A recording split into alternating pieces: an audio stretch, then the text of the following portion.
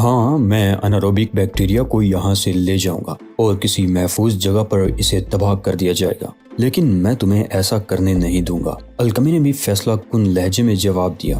Bacteria की खेप तुम्हारे हाथ लगने नहीं दूंगा नौजवान। उसके अंदाज में अब गर्मी थी। तब फिर मैं इसे आपके हाथों से छीन कर ले जाऊंगा, टाइगर ने ऊंचे लहजे में कहा। तो खैमों के दरवाजे पर खड़े हुए दोनों मुहाफिजों ने चौंक कर उसकी तरफ देखा। टाइगर अगरचे उनकी तरफ नहीं देख रहा था, लेकिन उसकी छठीस ने उसे उनके चौकस होकर पलटने की इत्तला दे दी थी। उसी लम्हा अलकमी ने हाथ उठाकर कोई इशारा किया तो वो दोनों अपनी जगह साकत हो गए। क्या तुम वाकई ये सब कुछ कर सकते हो? अलकमी ने पुरतजस्सुस लहजे में सवाल किया। यकीनन, टाइगर ने जवाब दिया। मैं जानता हूँ कि तुम्हारी हुकूमत को इस बात की बहुत फिक्र होगी कि इससे तेल के कुएं मोम से न भर जाएं। अमेरिका तो अपने ज़खायर महफूज रख कर हमारा ही तेल इस्तेमाल कर रहा है। मैं सिर्फ अमेरिका के लिए काम नहीं करता, टाइगर ने ठोस लहजे में जवाब दिया। मेरे पेश नज़र मेरे अपने मुल्क की सलामती होती है और इस बैक्टीरिया से वहाँ भी तबाही फैल जाएगी। तुम्हारा मुल्क? अलकमी इस बात पर हैरत से उछल पड़ा। क्या तुम अमेरिकी नहीं हो? नहीं, तो फिर? मैं फिरदौसी हूँ। क्या?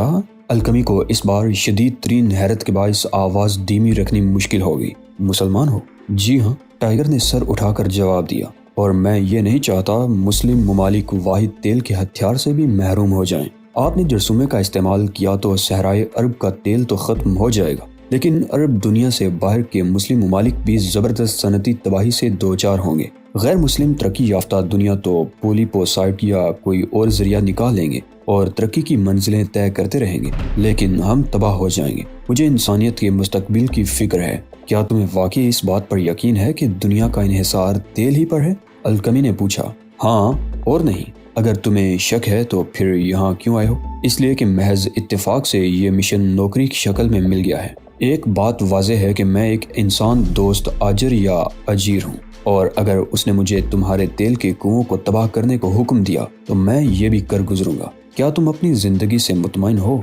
बिल्कुल, टाइगर ने जवाब दिया, और फिर खुद ही उसे जवाब पर हैरत होने लगी। दरअसल मुझे उस शख्स पर एतमाद है जिसके लिए मैं काम करता हूँ। वो बज़ाहिर खपटी लगता है, लेकिन इंसान दोस्ती उसकी गुटी में पड़ी हुई है। अगर वो कहे कि इंसानियत को बचाने के लिए 1000 अफराद हलाक करने हैं तो मैं आंखें बंद करके उसके हुक्म पर अमल करता हूँ। इस तरह मैं सोचने समझने के मुश्किल काम से बच जाता हूँ। अब उसने हुक्म दिया है कि बैक्टीरिया की खेप अपने साथ वापस लेकर आऊं। अच्छा, देखेंगे, अलकमी ने खड़े होते हुए कहा। फिर वो खैमे के एक कोने में गया जहाँ लकड़ी का एक खूबसूरत संदूक रखा हुआ था। उसने संदूक खोलकर एक पुराना और पीला सा कागज निकाला जो कदीम फरमानों के अंदाज में मुड़ा हुआ था। अलकमी ने उस कागज को सर पर घुमाया, बड़ी एहतियात से खोला और फिर कुछ कहे बगैर ओशान के हवाले कर दिया। ये क्या है? टाइगर तवील बहस के इस तरह अचानक खात्मे पर हैरत ज़दा रह गया। खुद पढ़ लो, ओशान ने बड़ी संजीदगी से जवाब दिया। साथ ही बहुत गौर से फरमान का निचला हिस्सा देखा,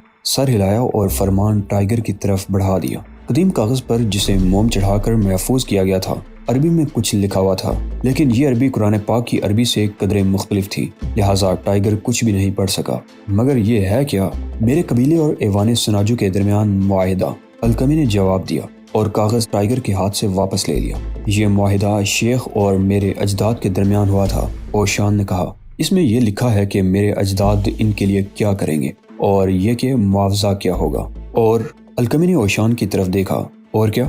टाइगर ने पहलू बदलते हुए पूछा। और ये कि जब भी मेरे कबीले को ऐवान सनाजू की मदद की जरूरत पड़ी तो ये मदद फराहम की जाएगी, बशर्ते कि मुआवजे की रकम बाकायदगी से अदा की जाती रही हो। ये कहकर अलकमी ने ओशान की तरफ देखा। यही लिखा है ना? हाँ, ओशान सर हिलाकर बोला। लिहाजा अब इन हालात में मैं ऐवान सनाजू को मदद के लिए पुकार रहा हूँ। अलकमी का अंदाज बहुत ड्रामाई था। मैं दरख्वास्त करता हूँ कि ऐवान सनाजू तुम्हारे जरिए से अलकमी कबीले की मदद करे। मंजूर, ओशान ने हाथ उठाकर कहा। मंजूर? टाइगर ने घुरा कर कहा। क्या मंजूर? इस मंजूर का मतलब क्या हुआ?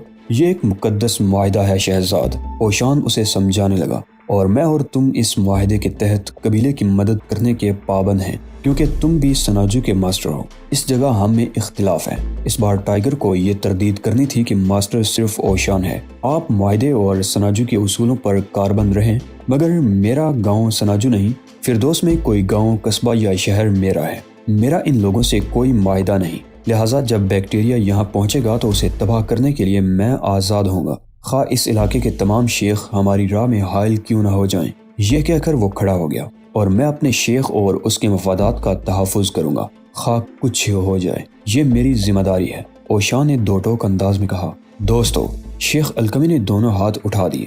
لڑو مت۔ وہ بھی کھڑا ہو گیا۔ میرے خادم تمہیں تمہارے خیمے دکھا دیں گے، کل تمہارے اعزاز میں جشن ہوگا، اور اگر ضروری ہوا تو ہم اس تقریب کے بعد ہی ایک دوسرے کے دشمن بنیں گے، لیکن فی الوقت ہم دوست ہیں۔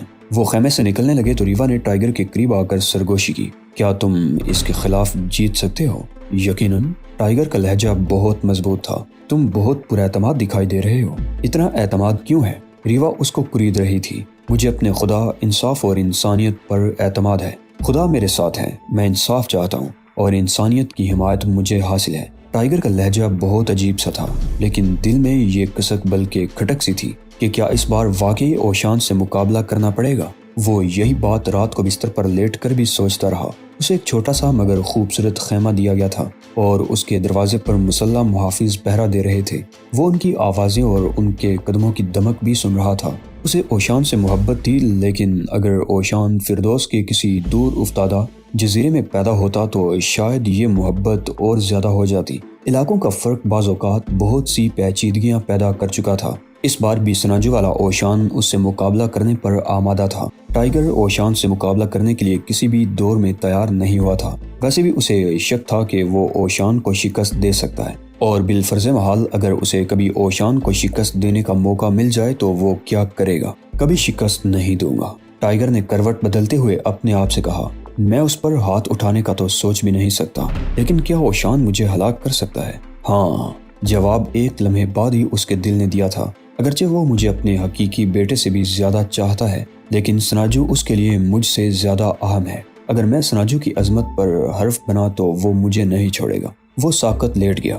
اس نے اعصاب کو سکون دینے کے لیے جسم ڈھیلا چھوڑ دیا، اور پھر مان ہی اسے برابر والے خیمے سے ریوا کے ہلکے ہلکے خراٹوں کی آواز سنائی دینے لگی۔ اوشان کا خیمہ دوسری طرف تھا، لیکن وہاں سے اسے خراٹوں کی وہ مخصوص آواز سنائی نہیں دے رہی تھی جو عام طور سے اس کی نیند اچاڑ دیا کرتی تھی۔ لیکن یہ حیرت کی بات نہ تھی۔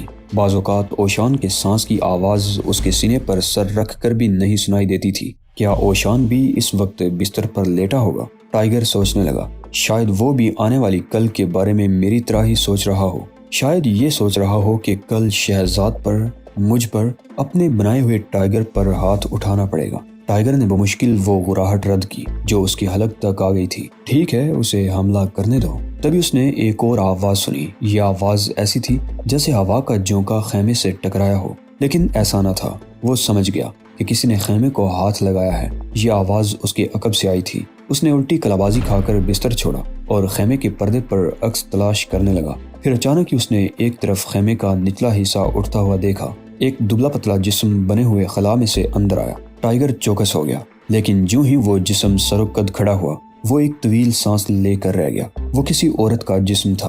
وہ بہت چھوٹے چھوٹے قدم اٹھا رہی تھی۔ ویسے اسے یقین تھا کہ آنے والی ریوا نہیں، کیونکہ آنے والی خاموش تھی، اور اگر ریوا آتی تو فوراً ہی درجنوں سوالات کرنے لگتی۔ رات کو سونے سے قبل وہ 1 گھنٹے تک ایسے ہی سوالات کرتی رہی تھی، حتیٰ کہ ٹائیگر نے اسے باقاعدہ ڈانٹ کر اپنے خیمے سے نکال دیا تھا، اور گارڈ سے کہا تھا کہ اگر یہ عورت رات کو اپنے خیمے سے دوبارہ نکلے تو اسے گولی مار دی جائے۔ گارڈز نے اس پر کہکہا لگانے کی بجائے ٹائیگر کو گور کر دیکھا تھا۔ اس کا مطلب یہ تھا کہ انہیں کسی اور نے بھی ہدایت دی ہے کہ اگر مہمان خیموں سے نکلیں تو انہیں گولی مار دی جائے۔ ٹائیگر سوچنے لگا کہ اگر ریوا نہیں تو پھر یہ عورت کون ہے جو بلی کی طرح چلتی ہوئی اس کے بستر کی طرف آ رہی ہے؟ اب اسے پرفیوم کی مہک بھی آنے لگی تھی۔ وہ ایک لمحے کو اس شک میں مبتلا ہو گیا کہ کہیں اربوں نے عورتوں کو اجرتی قاتلوں کی طرح بھرتی تو نہیں کر رکھا ہے۔ تاہم یہ شک عورت کے خالی ہاتھ دیکھ کر رفع ہو گیا۔ عورت اس کے بستر کے قریب بیٹھ کر جھک گئی۔ میں جاگ رہا ہوں۔ ٹائیگر نے سرگوشی کی تو وہ اچھل پڑی۔ اس نے پلٹ کر دیکھا، ٹائیگر اس کے قریب ہی بیٹھا ہوا تھا۔ اوہ، میرا خیال تھا کہ تم سو چکے ہوگے۔ یہ سبز آنکھوں والی وہی لڑکی تھی جو چائے لے کر آئی تھی اور جس کو ٹائیگر نے چینی اور دودھ ڈالنے سے منع کر دیا تھا۔ اس وقت خیمے میں تاریکی کے باوجود اس کی آنکھیں چمک رہی تھی۔ لڑکی نے گھبرا کر خیمے کے کھلے ہوئے دروازے کی طرف دیکھا۔ اگر میں یہاں سے پکڑی گئی تو بہت بڑا طوفان کھڑا ہو جائے گا، وہ قدرے خوف زدہ لہجے میں بولی۔ اس کی سانس اس مہین نقاب کو ہلا رہی تھی۔ جو اس نے ڈال رکھی تھی۔ یہ نقاب صرف ناک تک تھی۔ میں جانتا ہوں، ٹائیگر نے نرم لہجے میں جواب دیا، مگر تم یہاں کیوں آئی ہو؟ اس لیے کہ آج تم بہت اچھے لگے تھے۔ اس میں میرا تو کوئی قصور نہیں، ٹائیگر نے بڑی معصومیت کے ساتھ جواب دیا۔ میں سمجھی نہیں۔ لڑکی کی سبز آنکھیں حیرت ظاہر کرنے لگی۔ چلو چھوڑو، کوئی بات نہیں، ٹائیگر مسکرا کر بولا۔ نوجوان عورت کے ہونٹ ایک لمحے کو لرزے۔ ٹائیگر نے بڑی نرمی سے اس کی کلائی پر ہاتھ رکھا تو وہ سر تپا کانپنے لگی۔ سنو، اس نے سرگوشی سے بھی دھیمی آواز میں کہا، وہ تمہیں کل قتل کر دینے کا منصوبہ بنا رہے ہیں۔ وہ کون؟ شیخ؟ نہیں، اس کا وزیر جمال۔ یہ میں نے کسی سے اس کی ہونے والی گفتگو خود سنی ہے۔ وہ تمہیں کل تقریبات کے دوران قتل کرنے کی ساز باز کر رہے تھے، تو کیا انہوں نے قتل کی کوشش کرنے کا حتمی فیصلہ کر لیا ہے؟ ٹائیگر نے پوچھا۔ ہاں، لیکن تم اتنے خطرے کے باوجود مجھے بتانے اور خبردار کرنے کے لیے کیوں آ گئی؟ اس طرح تو تمہاری زندگی کو بھی خطرہ لاحق ہو سکتا ہے۔ بس کیا کہوں، تم مجھے ان تمام لوگوں سے مختلف اور مہربان نظر آئے تھے، اور پھر یہ بھی کہ مجھے جمال سے نفرت ہے، جو ہمارے شیخ کے خلاف بھی سازشیں کر رہا ہے۔ شکریہ، ٹائیگر نے اس کا ہاتھ تھپک کر کہا تو لڑکی کی آنکھیں چمکنے لگی۔ بولو، میں تمہارے اس احسان کا بدلہ کس طرح اتاروں؟ نہیں، اس کی کوئی ضرورت نہیں، بس زندہ رہنے کی کوشش کرو۔ ضرور، لیکن تم کون ہو؟ میں شیخ کے بیٹے کی بیوی ہوں۔ عبدل کی؟ اوہ ہاں، اس کی آنکھیں بجھ سی گئیں۔ مگر اس پر آتاب کیوں نازل ہو رہا ہے؟ ٹائیگر نے سوال کیا تو ان آنکھوں سے ایک دو آنسو ٹپک پڑے۔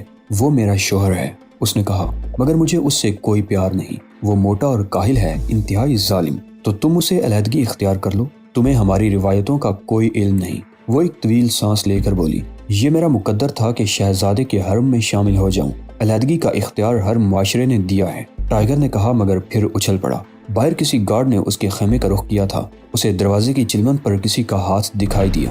اس نے لڑکی کو بڑی پھرتی سے اٹھا کر اپنے بیڈ کے نیچے چھپا دیا اور خود بستر پر لیٹ گیا۔ دو محافظوں میں سے ایک واقعی اندر آ رہا تھا۔ وہ تیز قدم اٹھاتا ہوا بستر تک آیا۔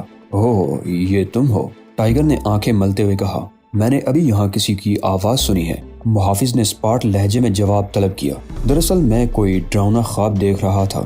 میری ہی چیخ نکل گئی ہوگی۔ کیا تمہاری آواز عورتوں جیسی ہے؟ پتہ نہیں۔ ٹھیک ہے، شاید کل تم مردوں کی طرح چلانے لگو گے۔ گارڈز نے خونخوار لہجے میں جواب دیا اور چلا گیا۔ دیکھیں گے۔ ٹائیگر نے ایک طویل سانس لی اور بیڈ کے نیچے جھک کر سرگوشی کی۔ لڑکی باہر آ گئی۔ میں جا رہی ہوں۔ تمہارا نام کیا ہے؟ زیتون، وہ بولی، لیکن کل محتاط رہنا، بہت محتاط۔ ضرور، ٹائیگر نے اسے یقین دلایا، اور میں تمہارے لیے دعائیں کروں گی۔ وہ ہونٹ چباتی ہوئی اس طرح چلی گئی جس طرح آئی تھی۔ دونوں شاہ سوار ایک دوسرے کے مقابل کھڑے تھے اور ان کے درمیان بمشکل 100 گز کا فاصلہ تھا، اور بالکل وسط میں ان کے درمیان 5 فٹ بلند کھمبا تھا جس کی چوڑائی تقریباً 7 انچ تھی، اور یہ لکڑی سے خاص طور سے بنایا گیا تھا۔ اس کھمبے کو سہارا دینے کے لیے چھوٹے چھوٹے کھمبوں میں رسیاں باندھ دی گئی تھی۔ القمی ایک چھوٹے سے پلیٹ فارم پر ٹائیگر کے قریب بیٹھا ہوا تھا۔ اس نے ہاتھ اٹھا کر اشارہ کیا، اور جو ہی اس کا ہاتھ نیچے آیا، دونوں شاہ سواروں نے اپنے اصیل، طاقتور اور شاندار گھوڑوں کو ایڑی دی۔ دونوں گھوڑے توپ سے نکلے ہوئے گولوں کی مانند اور بجلی کی طرح لپکے۔ ان کا رخ مرکزی کھمبے کی طرف ہی تھا۔ اب سواروں نے شمشیریں بھی سونت لی تھیں۔ وہ اپنی چمکدار تلواروں کو لہرا رہے تھے۔ بائیں طرف سے آنے والا شاہ سوار کھمبے تک پہلے پہنچ گیا۔ اس نے تلوار ہلائی، لہرائی، گھمائی، اور پل بھر میں 7 انچ موٹے کھمبے کا ایک حصہ کسی تربوز کی طرح کٹ کر زمین پر آ رہا۔ لیکن اس سے قبل کہ وہ اپنی تلوار واپس نکالتا، دوسرا سوار بھی وہاں پہنچ گیا۔ اس کی تلوار سر سے بلند تھی۔ اب اس نے موٹائی کے بجائے کھمبے کو درمیان سے کاٹنے کے لیے ضرب لگائی تو تلوار کھمبے کے نچلے حصے تک اس طرح چلی گئی جیسے تازہ کیک سے چاقو گزرتا ہے۔ دونوں کی تلواریں محض 2-2 انچ کے فاصلوں سے گزری تھی۔ پھر کھمبا 2 حصوں میں تقسیم ہو گیا، اور ٹائیگر بخوبی اندازہ لگا سکتا تھا کہ 2 حصوں کی موٹائی بالکل برابر ہے، بال برابر کا بھی فرق نہیں۔ القمی نے مسکرا کر تالیاں بجائیں تو وہاں موجود تمام لوگ بھی تالیاں بجانے اور مرحبا مرحبا کے نعرے لگانے لگے۔ ٹائیگر نے بھی تالیاں بجائیں۔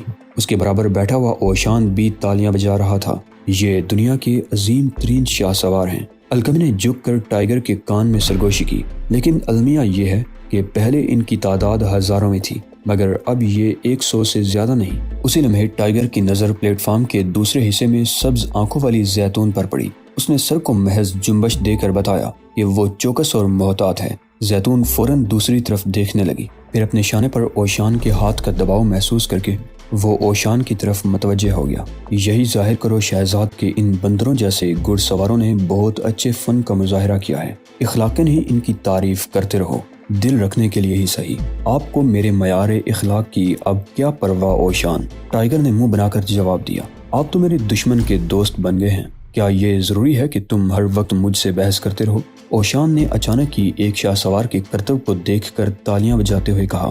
ساتھ ہی ٹائیگر نے بھی تالیاں بجانی شروع کر دی، لیکن اب وہ چھوٹے سے پلیٹ فارم کا بھرپور جائزہ بھی لے رہا تھا۔ الکمی کے عقب میں ریوا بیٹھی ہوئی تھی اور اس وقت بھی اسی طویل اور ڈیلی ڈالی قبا میں تھی جو اسے یہاں آنے کے بعد پہننے کے لیے دی گئی تھی۔ ریوا کے برابر میں ایک چھوٹا سا مگر نوجوان عرب بیٹھا ہوا تھا۔ اس کی داڑھی بھی تھی اور مونچھیں بھی۔ اسے دیکھ کر ایسا لگتا تھا کہ اگر اسے نچوڑا جائے تو اس میں اتنا تیل نکلے گا جو ایک بڑے لیمپ کو مسلسل ایک ہفتے تک روشن رکھ سکتا تھا۔ الکمی نے تقریب کے آغاز سے قبل اس شخص عبدل کا تعارف اوشان اور ٹائیگر سے کرایا۔ شہزادے نے ان پر زیادہ توجہ نہیں دی تھی، بلکہ رسمی انداز میں سر ہلا کر اپنی نشست پر چلا گیا تھا۔ ٹائیگر کو الکمی پر واقعی ترس آنے لگا۔ اس کا ولی عہد سورما بننے کی بجائے آسان اور پرتعیش زندگی گزارنے کے لیے بنا تھا۔